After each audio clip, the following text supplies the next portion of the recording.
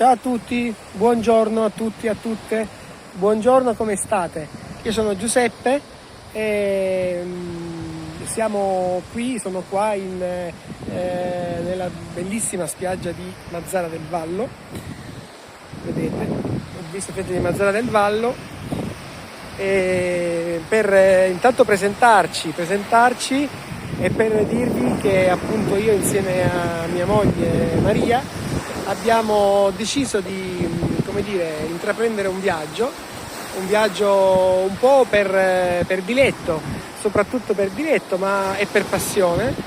È un viaggio che vuole essere una scoperta di quelli che sono le eccellenze della nostra Italia, le eccellenze che tutto il mondo ci invidia, a partire dal cibo, a partire quindi dal mangiare. E modestamente abbiamo la cucina più buona del mondo, e poi anche alla scoperta dei posti, dei luoghi, delle tradizioni, delle culture che appunto in Italia si sono avvicendate.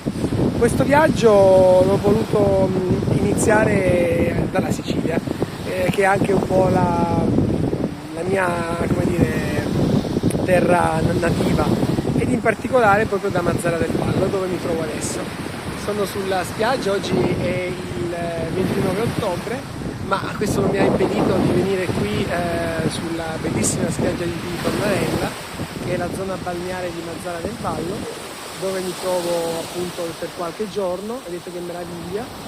E certo, siamo fuori stagione, però si sta benissimo con le maniche corte, quindi il clima è stupendo.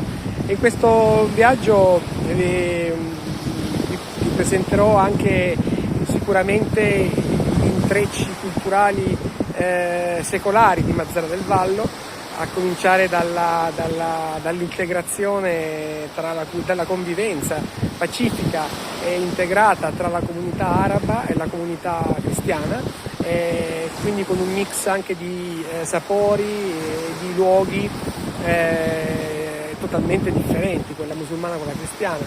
E poi continueremo, non sappiamo dove, ovviamente, presentandovi tanti altri posti. E per me è la prima volta, dico, che faccio questo video, è la prima volta che mi trovo così con questa veste, ma perché no, ho pensato, perché non provarci, perché non farla questa cosa. E quindi nulla, intanto vi abbraccio, vi saluto e sosteneteci, iscrivetevi, insomma, accompagnateci, ecco, sicuramente ne vedremo delle belle. Comunque sarà un bel modo di confrontarci anche su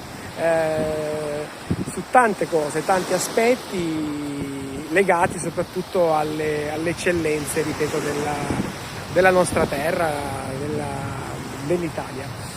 Bene, ciao a tutti e a presto.